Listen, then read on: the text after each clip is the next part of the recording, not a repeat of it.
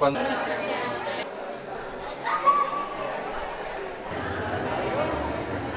después no comida por la vida para 30 minutos, sí.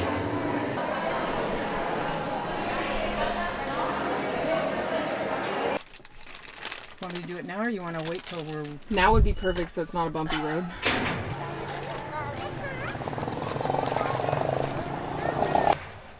Okay. So, in 19... He's got to shut the door. You have to shut the door, honey. This one. Is it not? Oh, I thought it was open. Sorry. I could see through the window. Oh. It's pretty scary. So, he'll take a less bumpy road home. Okay. So in 1999, there was a hurricane here, Hurricane Mitch, and it was terribly destructive. And all the people that are in this Pueblo Modelo now were living along the rivers at that time, and they were all displaced by the hurricane, and they had nowhere to go. They had no homes. And the government didn't want them next to the rivers anymore, so they moved this whole group of people out here and called it Pueblo Modelo. So it's been here since 1999. All the people that lost their homes were giving a small plot of land and with their name on it. And there's no electricity, there's no running water, and no sanitation system for the whole community. There's about 6,000 families that live here. And it's really difficult because even the Department of Defense of the United States has talked to us about coming and doing more projects here because there's so many teenagers that live here that were displaced by the flood that they call this a red zone, a hot zone for kids that are in their teens. If there's ever a war, they're going to come here and recruit. So they want to start programs so that the kids grow up nicely. So we've been working here for 12 years. We've built onto the public school. We've added several rooms to the public school here. And we also built the daycare 4 years ago. 30 kids a year. And if the kids stay in class for 3 years, the kids continue their education with us for 3 years, and their parents come to all the monthly meetings. Then after 3 years, we'll build the family a house. So it's a huge incentive to stay in school. After the kids graduate from our preschool, they can go to public first grade, but they need a sponsor because they can't afford útiles, school supplies. So we look for families in the United States to support kids at $35 a month. So we can come out and check on the kids, make sure the kids are studying, give them their backpacks, their uniforms, their shoes, everything they need, gifts at Christmas time. It's a great program. Right now, hola, ¿cómo está? Okay, ask her how school's going. ¿Cómo va la escuela? Bien. Bien, bien. ¿Qué grado estás? Yo voy para cuarto. Para cuarto grado, 4th grade. Very nice. Okay, but she's doing well Bien, and ¿estás everything. bien? ¿Tenés tus lentes útiles? Sí. Okay. Okay. So you have to take a picture for me because Terry's her padrina. Padrina, okay, muy bien. Okay. Terry is the padrina aquí. Muy bien. Okay. All right. You're going to be in the picture? Huh? We'll get the horse in the background. How about that? 1, 2, 3. 1, 2, 3. There you go. Alright, I'm going to do that to my stupid chihuahua. Mom's a deaf mute. Yeah. So Come yeah, on in, look guys. right here. Oh, Bert. And look at him nursing under the wheelchair. Hey. That is so cute. Esta es la mamá. ¿Quién es la papá? She's got a bad knee too. Solo dos? Gracias. Wait, wait. Solo dos? Oh, no more. There's one more. I just want to make sure it's not dead. Look at him talking.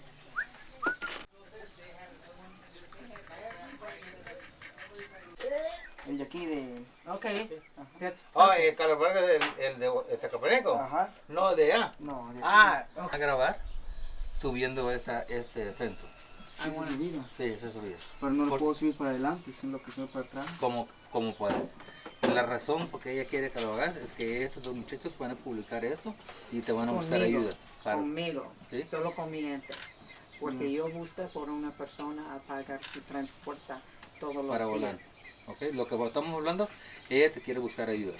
Pero las personas en Estados Unidos solo miran cuando miran algo con sus ojos. Sí, Y por eso están nosotros aquí. Entiendo. Okay, so I just want them to show how hard it is to go up and down. Ellos quieren ver qué So I'm gonna enfrentas have tú him todos los drive up días the que vos hill salís. and you guys ¿Cómo can es tu film vida a diario? So I can- One day we just walking by and I felt like a tug. I looked down like, hey, oh, Carlitos. I'm like, hey. He was in the market, but he was begging. He said, I'm 18 years old and this is not what I want to do with my life. I have no other options because I'm disabled. There's nobody in this country that will hire me. And that's why it's so important for him to get to trade school every day. And we're making that happen. Trade school is 40 minutes away and I'm looking for a bus that will pick him up and take him there every single day so he can become a welder and then take care of his family. ¿Entiendes qué difícil para ti? Sí, esta es la idea. Okay. So, nosotros vamos a buscar. Yo estoy seguro, no hay ningún problema con este. Okay. Porque si no, yo voy. Okay. Entonces, pero la escuela va a comenzar en julio, ¿ya? Julio. Sí, julio primero, 1 de julio ya estamos en arranque. There's schools here in Zacapa, but unfortunately they won't take him because of his disability. We want to do what we can do to help him. We know a ton of families in this community, first of all. Everybody knows me. Everybody knows. I'm the mayor of this town. Yes, you didn't know that. All right, my name is Bert, B-E-R-T. I work for Hearts in Motion. I am Guatemalan and I've been a part of this program for 19 years. A walking stick to help you climb the volcano is 5 quetzales. If you want a horse, 100 up and 100 down. Okay, it's not one way, 1 fee. So there you go. So I got your transportation, 6 a.m. right here, okay? And you'll get a big one of those coasters that we had all week, the firefighter one, okay? So, all right, follow Karen. Well, it all began in end of 2004 when I came here to Guatemala from being away for 21 years in California where I grew up. Came back home in 04 for the holidays, and in 05, January of 05, I got involved with the first trip, which is a GNYN trip, strictly as just a volunteer, just translating, and one thing led to another. I became good friends with the guy in charge at that time, and just been a part of it ever since. It's like the yellow bus right here, they just deck them out. They deck out the buses. The reason why they call them chicken buses, you can take anything on them. A chicken, whatever it is, take them on there. So yeah, these are really, they're very fast too. Well, it is true. I am always on my phone. I'm always making sure. Keep going straight. Well, stay right here. Hey, just stay with us. Stay here. Stay here. We're gonna walk together, okay? Just like that. For example, I'm like, either walk that way. So when I'm programming a group to come down, I'll do all the logistics. I'm always in contact with the people that we're gonna go visit. And I just, call them a day or 2 days before we go and let them know that we're coming. So, I mean, I'm just constantly on the phone, making sure things are ready. So when we get there, people will be waiting on us. Patience. No, gracias. No, gracias. ¿Quién está jugando, güey? ¿Quién está jugando? Ah, Antigua. Eso. Gotta say Antigua because we're here, otherwise we get lynched. So yeah, I mean, I'm just constantly on the phone, just keeping in communication with the people that we're gonna visit. Well, every single group that comes down is unique in its own way. So I mean, every single trip that we have there's always different people that come down, different people to meet, different doctors. So I mean, it's never a dull moment. It's not a routine job. I mean, for me at this point, it's not a job. It's just a passion that I have for being back home and working for the people that my own people. Me being Guatemalan as well, I get to give back to my community through this program. This is the town where we're building all the houses. If the kids stay in school for 3 years, we'll build them a house. Okay. So we've That's been a pretty building good deal. houses here. Right. I'm excited about it. How did you come up with the name for Hearts in Motion? I was on a plane with one of my girlfriends in the 80s. We were coming back from Mexico and we were trying to think of a name for the organization. And we wanted it to be something that talked about loving people, and we also wanted to portray somehow our faith in God, because we were both Christians and we were trying to think of something that we could do that people would recognize us. So I picked Hearts in Motion because the acronym is HIM, so I can tell everybody that I work for him. They come here from 7:30 to 7:45. ¿Cómo se llama el nombre de este? Buen Pastor. Buen Pastor. Center of Learning. It's a Good Shepherd Center of Learning is the name of the school. So it's built by a school by a church in Chicago. It's built by a church in Chicago. We have 30 kids in this school, and when we change every year, we've been here 4 years. It's the only daycare in this whole community of 6,000 people. When the kids go to school here, they go for free. We pick out the poorest families in the community. Then after they graduate from this school, we look for sponsors to help them continue in school at the public school, and it's $35 a month. So when these kids graduate, we make sure they stay in school. And we've had schools as part of our programming since 2000. So we've had schools long enough now to see kids start in school, not at this one, but in others we built, and graduate, and go to high school, and graduate from high school, and go to college. So we're seeing the benefits now, 23 years later. All these kids are grown up. So 30 kids are in this school, and we have 5 schools that we take care of with 30 kids in them. So, but I like this one because this community is really, really poor, and they need this desperately. And these are the best teachers. Oh my goodness, they're the best teachers.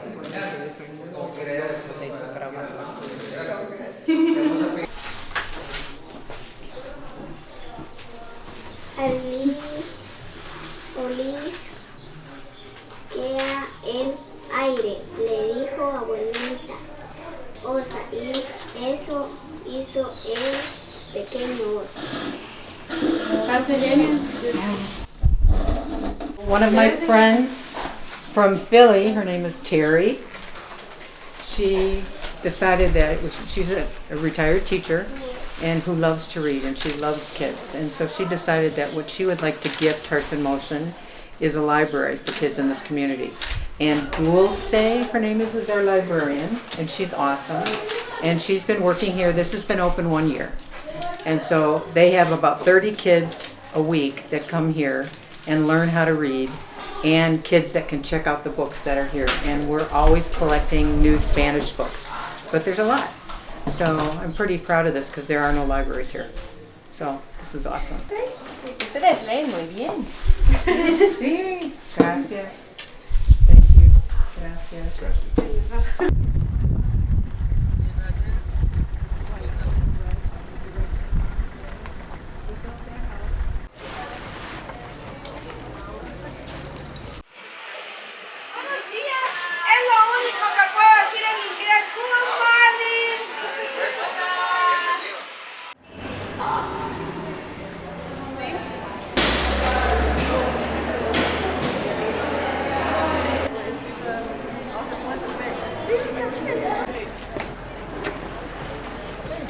Good morning. How are you? I'm great. Are we in the same Yeah. Okay. Like when we switch. Does it have the piece that screws in where you can hold this into place? I couldn't find it in the back. Did you just use a rod?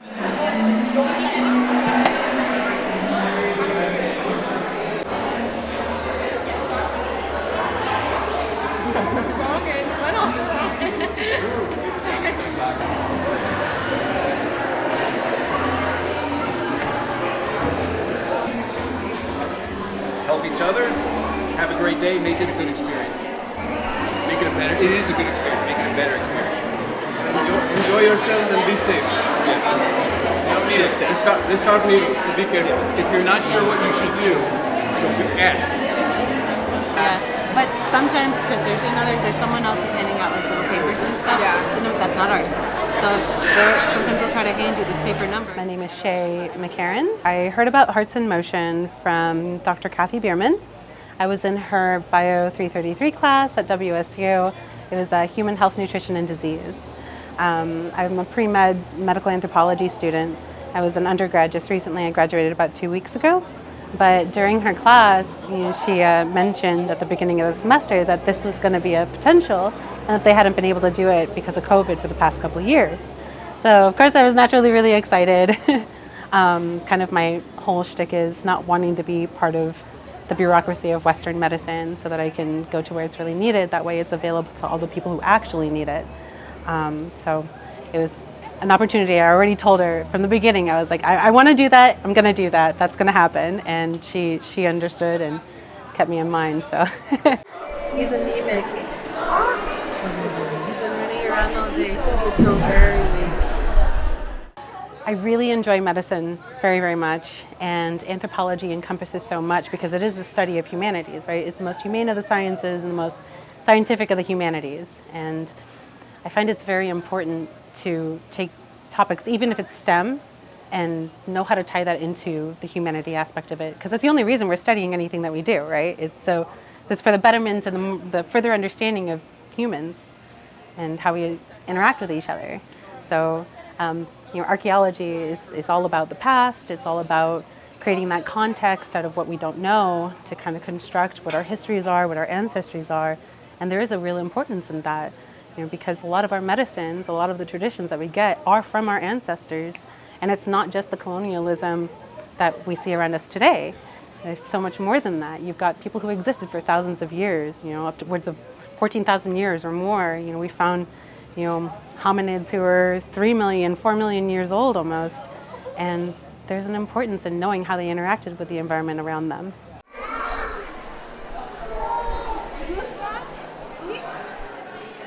And I recognize that there are some things that you just either don't need a doctor for, or it's way too expensive to get to. And if medical and healthcare is going to be inaccessible, then we need to know how to care for ourselves and others.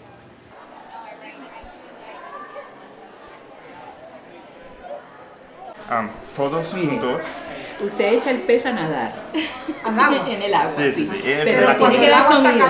Para cocinar lo que tú quieras, sopa, agua, frijoles. Si haces tortillas a mano, puedes usar esta agua para hacer tortillas.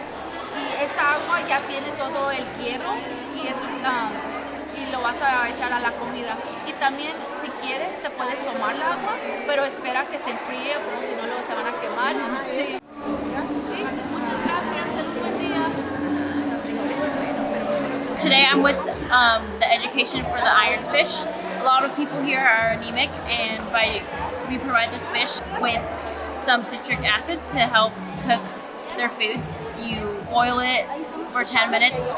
So you boil the water for 10 minutes with the acid, and then you add the fish for another 10 minutes. And after that, you could use that water to cook anything like rice, beans. So that's mostly what they eat here, or anything. You can even drink it. It looks like this, a little nicer, and it can last up to five years. So it looks this big, and then each time they use it, by 5 years, it'll be a lot smaller. So this fish costs a lot of money, and we're able to provide it for them for free.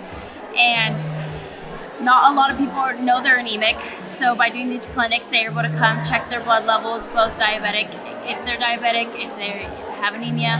And by doing that, we're able to provide it to them. Not a lot of people know about it, so we're able to educate them on that.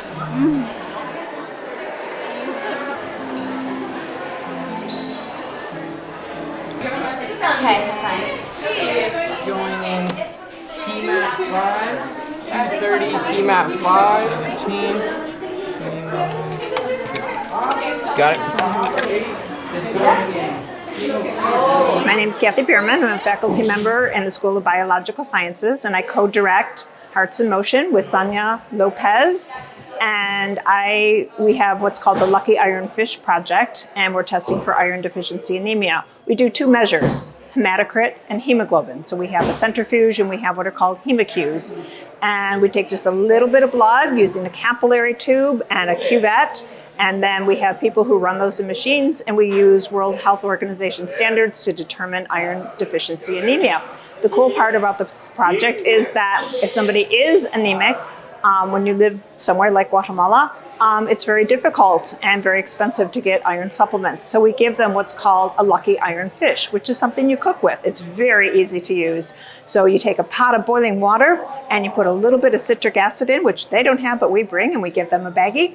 You put the fish in the water and you boil it for 10 minutes, take the fish out, and then they put the food in it. And the food absorbs the iron from the iron in fortified water. And it doubles the iron value of beans, it doubles the iron value of rice, and it provides a fairly good amount of iron regularly in their diet. And the best thing is, lucky iron fish will last for 5 years and it'll feed the entire family.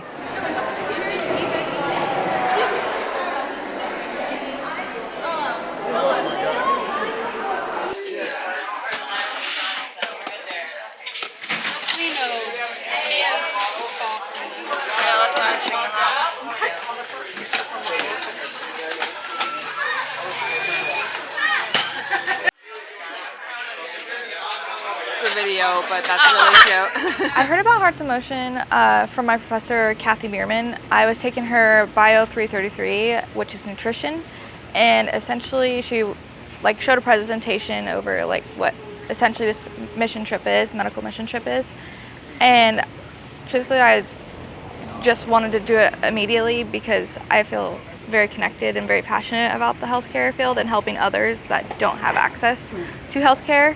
So I felt like this was a perfect opportunity. I am studying right now to become a nurse practitioner specializing in dermatology located in rural areas. I feel very passionate about this, like I said, because I feel like there's such a problem in healthcare. And I originally was going to be pre-med, but I felt like I'd be assisting the problem and not helping to solve it. So I feel like being a nurse practitioner and helping serve rural communities with local dermatology clinics where I can at low cost treatment see them, and essentially be like a middleman between here a small local community and an hour away town that costs $200 a visit. I hope I can be that middle person that says, yes, this is worth checking out, we should spend the extra money to get that biopsied, or no, you're okay. But right now these rural communities just don't have help or access to healthcare, and there's so many struggles against it. I just went to the dermatologist a week ago before this trip and to get some medication for the trip, and when I walked in the door I noticed a couple things immediately. They're primarily white people, white Americans getting served and access to healthcare, and based off the clothing and who I know can afford this insurance or coverage, it was wealthier people. You don't see minorities, you don't see anyone from small communities coming to dermatologists because they don't have enough money to access it, and they can't afford insurance.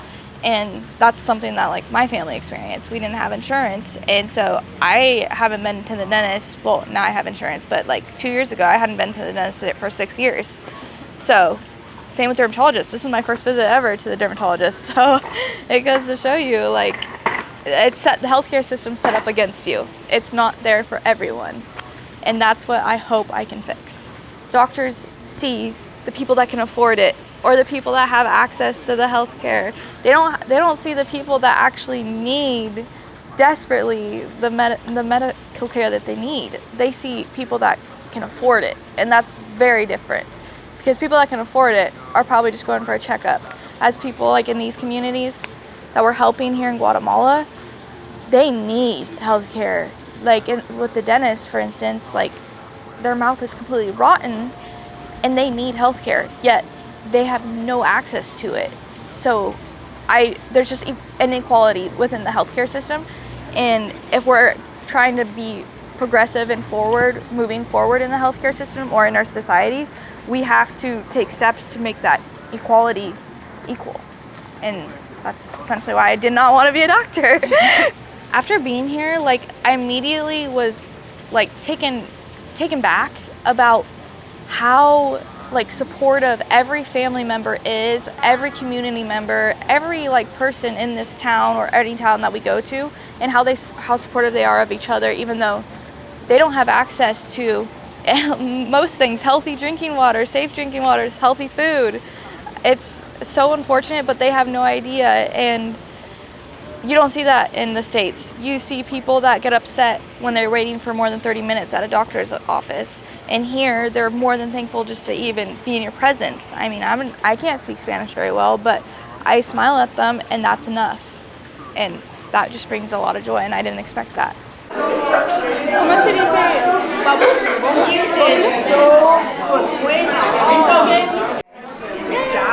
If you are on the fence about joining an organization like Hearts in Motion, you seriously need to reevaluate your life. As Robin Wall Kimmerer says in Braiding Sweetgrass, learn how to mourn your earth. Learn how to reconnect with it. Learn how to look around you and realize that this is what's nourishing you. It's not Coca-Cola, it's not Walmart, it's not whoever else, it's not Bayer, Monsanto, it's not even your, it's not even your local hospital. They're there to put a Band-Aid on things. But ultimately, if you are not able to mourn your earth and mourn the people that we are hurting, you in the end will be the one suffering. So just attune yourselves to it. Get to know the people who are taking care of you and care for them back. The hugs are great. And the tears are great. These people are wonderful. They're so kind and they're so loving, even though we've hurt them so much. And we need to be able to acknowledge that they've given a lot to us. And now it's our turn.